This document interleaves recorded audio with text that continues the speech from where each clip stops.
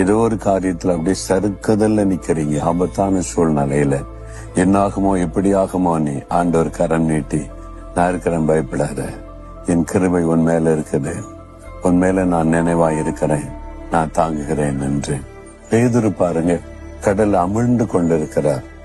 சரிக்கிட்டு ஒரு பயத்துக்கு இடம் கொடுத்துட்டார். அமிழ்ந்து கொண்டிருக்கும் போது ஆண்டவரே ரட்சின்னு கூப்பிட்டார். மூழ்கி போறதுக்கு முன்னால இயேசு தண்டனை கரம் நீட்டி தூக்கிட்டார்.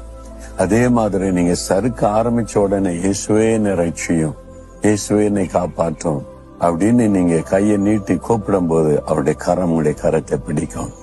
இந்த இயேசுவின் கரம் உங்களுக்கு நீட்டப்பட்டிருக்க, மகளே மகனே நான் இருக்கிறேன், நான் உன்னை தூக்கி பாதுகாத்து நடத்துவேன்னு சொல்லுகிறார்.